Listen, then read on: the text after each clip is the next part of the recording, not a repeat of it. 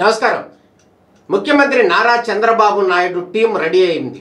దీని నేపథ్యంలోనే ఆంధ్రప్రదేశ్కి సంబంధించినటువంటి 25 మంత్రులకు సంబంధించినటువంటి క్యాబినెట్, ఆ క్యాబినెట్లో ఉన్నటువంటి మంత్రులకు సంబంధించినటువంటి శాఖలు కూడా పూర్తి స్థాయిలో వెలువడిన పరిస్థితి కనపడుతుంది. ఈ నేపథ్యంలో శాఖల కూర్పుకు సంబంధించి మంత్రులకు ఇచ్చేటటువంటి బాధ్యతల నేపథ్యంలో కూడా తీవ్రమైనటువంటి కసరత్తు చేసిన పరిస్థితి కనపడుతుంది.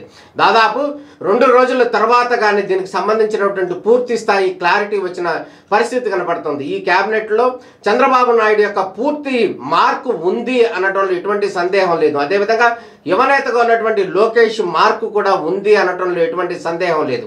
అదేవిధంగా జనసేన అధినేతగా ఉన్నటువంటి పవన్ కళ్యాణ్ కూడా ఆయన యొక్క ఖ్యాతిని తగ్గించని విధంగా డిప్యూటీ సీఎంతో పాటు కీలకమైనటువంటి శాఖలు కూడా పవన్ కళ్యాణ్కి అప్పగించడం వంటి అంశం ఏదైతే ఉందో చాలా కీలక పరిణామంగా చెప్పుకోవచ్చు. అదేవిధంగా ఎన్డీఏ కూటమిలో 3వ భాగస్వామిగా ఉన్నటువంటి బీజేపీ, భారతీయ జనతా పార్టీకి సంబంధించినటువంటి నాయకుడు ఎవరైతే ఉన్నారో, ఈ నాయకుడు ఈ సత్యకుమార్, బీజేపీకి సంబంధించినటువంటి ధర్మవరం ఎమ్మెల్యే ఉన్నటువంటి సత్యకుమార్ ఎవరైతే ఉన్నాడో ఆయన కూడా కీలకమైనటువంటి వైద్య ఆరోగ్య శాఖ వంటి కీలకమైనటువంటి సబ్జెక్టు కూడా వాళ్ళకి ఇచ్చారు. ఈ నేపథ్యంలోనే 3 పార్టీలకు సంబంధించినటువంటి అంశాలన్నింటినీ కూడా క్రోడీకరిస్తూ 3 పార్టీలకి, ఏ పార్టీకి కూడా ఎటువంటి అన్యాయం జరగకుండా పూర్తి స్థాయిలో అన్ని పార్టీలకి సమన్యాయం చేసే విధంగా, అదేవిధంగా శాఖల కేటాయింపు ఏదైతే ఉందో అందులో మాత్రం చాలా నిష్ణాతంగా ఆలోచించినటువంటి చంద్రబాబు నాయుడు పూర్తి స్థాయిలో దీనికి సంబంధించినటువంటి కసరత్తు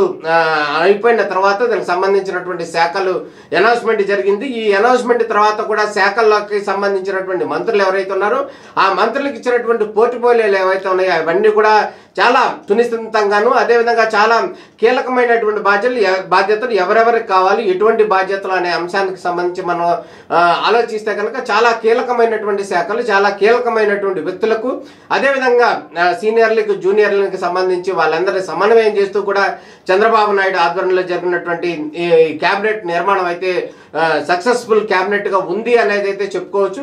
ఎవరి దగ్గర కూడా ఎటువంటి దీనికి సంబంధించినటువంటి భేదాభిప్రాయాలు లేవు అన్నట్టు కనబడుతుంది. ఒక అంశాన్ని కనుక గమనించినట్టయితే కనుక ఎవరైతే ఉన్నారు వంగలపూడి అనిత, విశాఖపట్నానికి సంబంధించినటువంటి ఉమ్మడి విశాఖపట్నానికి సంబంధించినటువంటి వ్యక్తిగా ఉన్నటువంటి వంగలపూడి అనితకు హోమ్ మినిస్టర్ ఇవ్వడం జరిగింది. గత గవర్నమెంట్లో కనుక మనం గమనించినట్టయితే ఎస్సీ మహిళకి హోమ్ మినిస్టర్ ఇవ్వడం జరుగుతుంది. అదే సాంప్రదాయాన్ని కూడా టీడీపీ అధినేత చంద్రబాబు నాయుడు కూడా ఫాలో అయ్యారు అనటంలో ఎటువంటి సందేహం లేదు. వంగలపూడి అనిత కూడా చాలా కీలకమైనటువంటి రోల్ పాటించినటువంటి పరిస్థితి కనబడుతుంది. అదేవిధంగా గతంలో అధికారంలో లేని సందర్భంలో కూడా అదేవిధంగా తెలుగు మహిళా అధ్యక్షురాలుగా ఉన్నారు. అదేవిధంగా చాలా పార్టీకి సంబంధించినటువంటి వాయిస్ వినిపించడంలో చాలా దిట్టగా ఉన్నారు వంగలపూడి అనిత. ఈ నేపథ్యంలోనే ఆమెకు కీలకమైనటువంటి పదవి ఇవ్వడంలో చంద్రబాబు నాయుడు అండ్ మార్క్ చాలా క్లియర్గా కనపడింది అనటంలో ఎటువంటి సందేహం లేదు. అదేవిధంగా మనం గమనించినట్టయితే రాష్ట్ర అధ్యక్షుడిగా ఉన్నటువంటి కింజరపు అచ్చెన్నాయుడు ఎవరైతే ఉన్నాడో అచ్చెన్నాయుడు కూడా చాలా కీలకంగా పనిచేశారు అధికారంలోకి తెలుగుదేశం పార్టీ రావడంలో.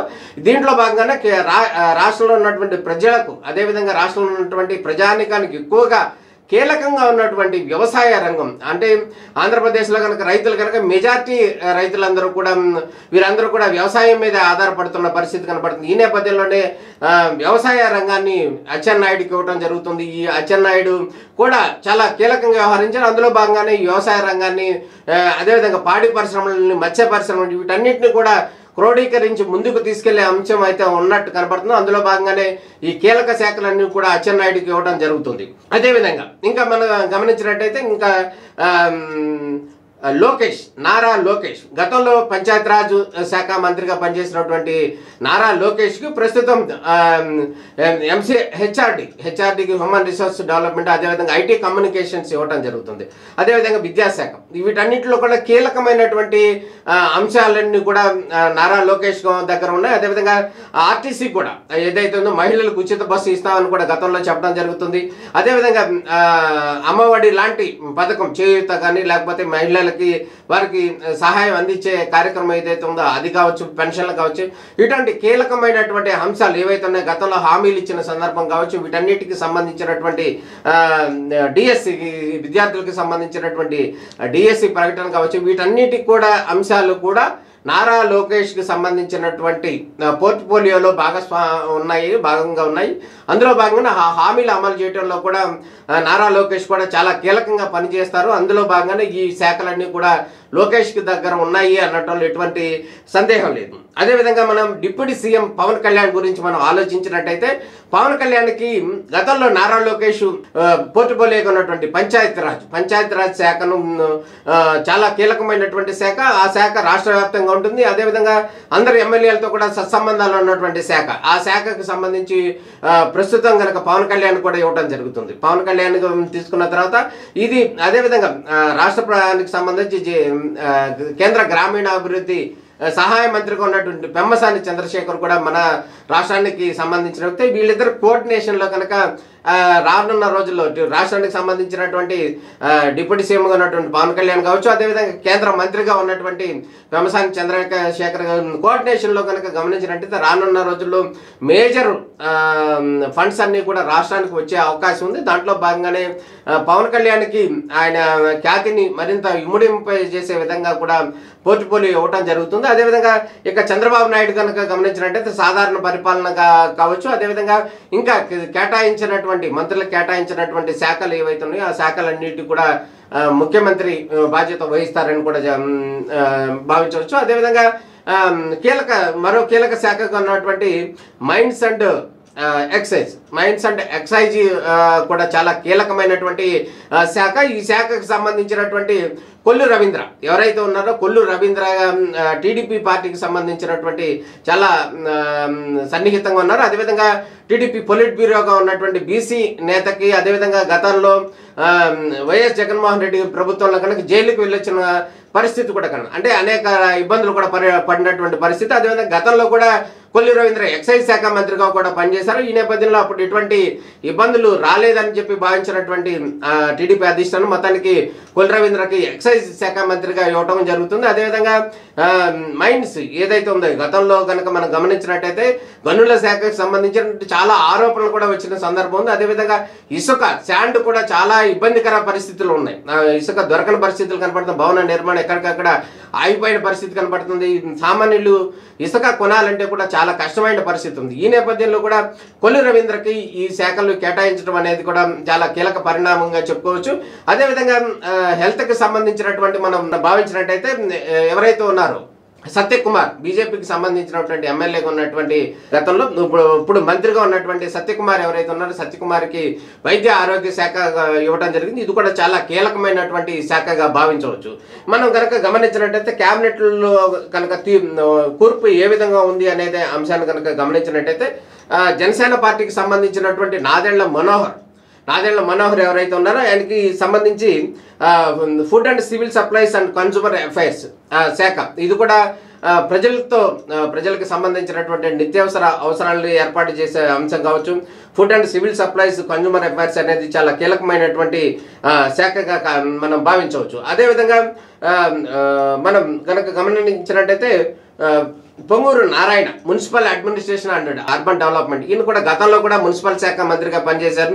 రాజధాని నిర్మాణ అంశానికి సంబంధించినటువంటి ఒక కొలిక తీసుకొచ్చిన పరిణామ క్రమంలో పార్టీ కూడా ఓడిపోవడం, తర్వాత వైసీపీ రావడం, ఆ రాజధాని నిర్మాణ ప్రక్రియను పూర్తిగా వదిలేటువంటి అంశాల నేపథ్యంలో మళ్ళీ ఆయనకే ఇచ్చి ఆ మున్సిపల్ వ్యవహార బాధ్యతలన్నీ కూడా నారాయణకి ఇచ్చి రాష్ట్రానికి సంబంధించినటువంటి రాజధాని నిర్మాణం వేగవంతంగా చేయాలని చెప్పి భావించినట్టు కనపడుతుంది. దాంట్లో భాగంగానే నారాయణకు ఆ పదవి ఇవ్వడం జరిగింది. అదేవిధంగా Vangalapudi Anitha home affairs and disaster management ఇవ్వడం జరుగుతుంది.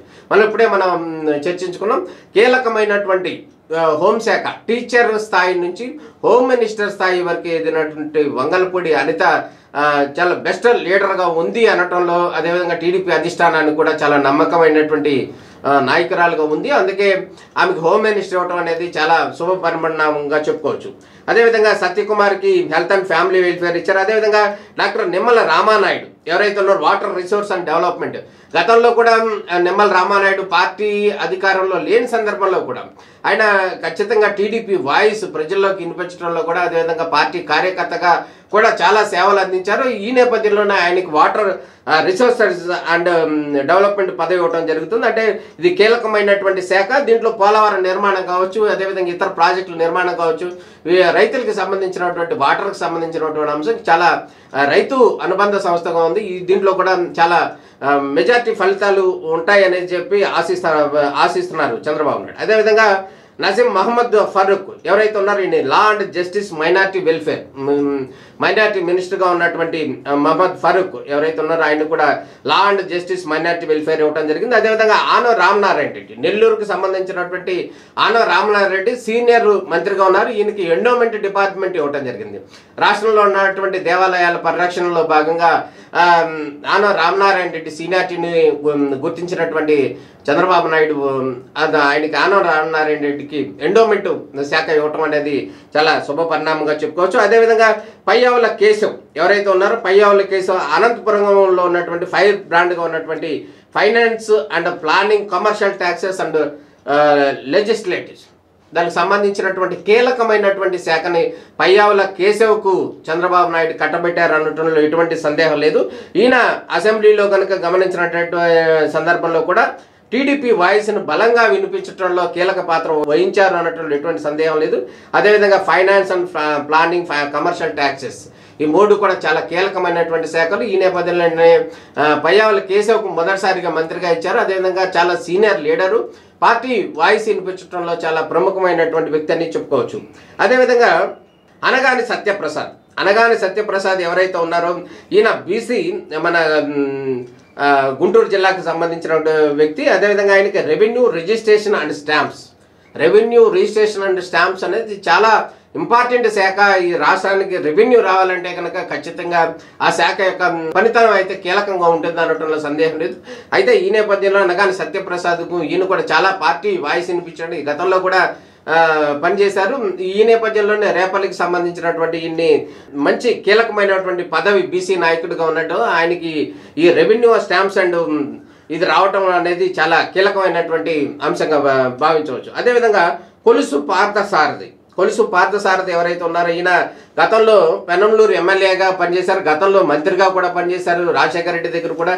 ప్రస్తుతం ఆయన నూజివీడు నుంచి పోటీ చేసి గెలుపు పొందారు. ఆయనకి చంద్రబాబు నాయుడు ప్రభుత్వం హౌసింగ్ నిర్మాణం, అదేవిధంగా I&PR information public relations and మీడియాకి సంబంధించినటువంటి వ్యవహారాలన్నిటికీ కూడా పార్థసారథికి మంత్రి పదవి ఇవ్వడం జరిగింది. అదేవిధంగా కీలకంగా ఉన్నటువంటి హౌసింగ్ నిర్మాణానికి సంబంధించినటువంటి పార్థసారథికి పదవి ఇవ్వడం జరిగింది.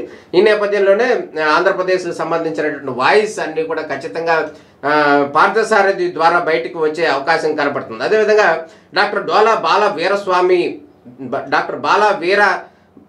బాలా వీరాంజనేయ స్వామి ఎవరైతే ఉన్నారో ఈయన social welfare and disabled and senior citizens welfare, సచివాలయం అండ్ విలేజ్ వాలంటీర్ వ్యవస్థ, ఈ వ్యవస్థ అన్నింటినీ కూడా డాక్టర్ డోలా బాల వీరాంజనేయ స్వామి మంత్రిగా ఇచ్చారు. అదేవిధంగా ఆయనకి శాఖలు కూడా కేటాయించడం జరిగింది. అదేవిధంగా గొట్టిపాటి రవికుమార్ ఎవరైతే ఉన్నారో ఈయన కూడా కీలకమైనటువంటి ఎనర్జీ శాఖని గొట్టిపాటి రవికుమార్కి ఇవ్వడం జరిగింది. అదేవిధంగా కందుల దుర్గేష్ ఎవరైతే ఉన్నారో ఈయన జనసేన పార్టీకి సంబంధించినటువంటి వ్యక్తి. అదేవిధంగా ఇందులో భాగంగానే కందుల దుర్గేష్ కూడా tourism and culture and cinematography దీన్ని కూడా పర్యాటక రంగానికి సంబంధించినటువంటి మంచి శాఖ ఇచ్చారు. టూరిజం ఇది ఆంధ్రప్రదేశ్లో టూరిజం డెవలప్మెంట్కి సంబంధించి ఎంతో కీలకంగా పనిచేస్తుంది. అదేవిధంగా ఈ టూరిజం శాఖని జనసేన పార్టీకి సంబంధించినటువంటి కందుల దుర్గేష్కి ఇవ్వడం జరిగింది. ఇది కూడా కీలకమైనటువంటి శాఖ అని చెప్పుకోవచ్చు.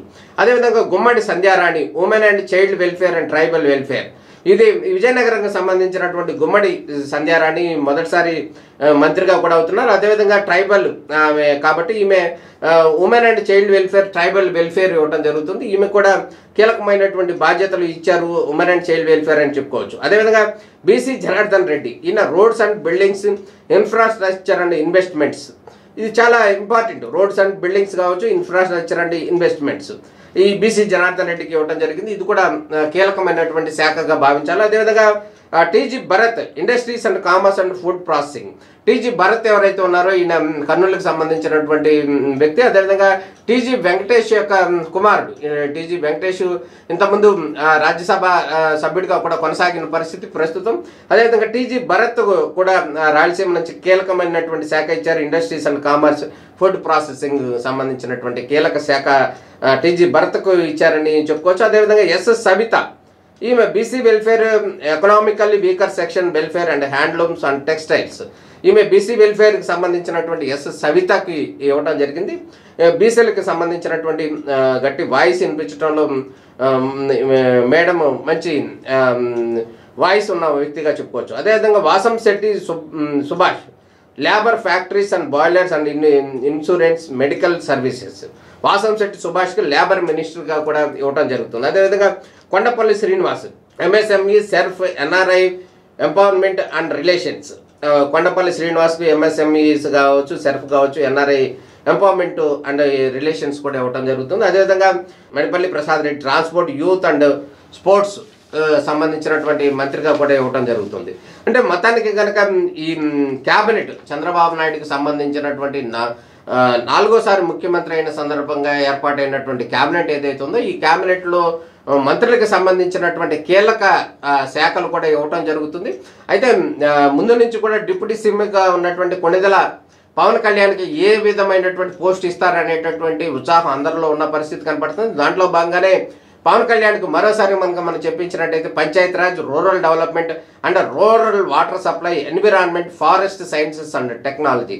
అంటే చాలా సమాజంతో ముడిపడి ఉన్నటువంటి డిపార్ట్మెంట్లు ఏవైతే ఉన్నాయో ఆ డిపార్ట్మెంట్ని కూడా కొణిదెల పవన్ కళ్యాణ్కి ఇవ్వడం జరుగుతుంది. ఈ నేపథ్యంలో కూడా జనసేన పార్టీకి సంబంధించినటువంటి వారందరూ కూడా కొంత హ్యాపీగా ఉన్నారని చెప్పుకోవచ్చు. అదేవిధంగా నారా లోకేష్ ఎవరైతే ఉన్నారో human resources development, IT, electronics, communications, RTG వీటిని ఇవ్వడం జరుగుతుంది. ఈ నేపథ్యంలోనే మొత్తానికి అటు లోకేష్ కావచ్చు, ఇటు పవన్ కళ్యాణ్ కావచ్చు, అదేవిధంగా మిగతా నాయకులు ఎవరైతే ఉన్నారో వీరందరికీ కూడా సమతూకంలో భాగంగా కీలకమైనటువంటి శాఖలు వారికి అప్పచెప్పారు అనడంలో ఎటువంటి సందేహం లేదు.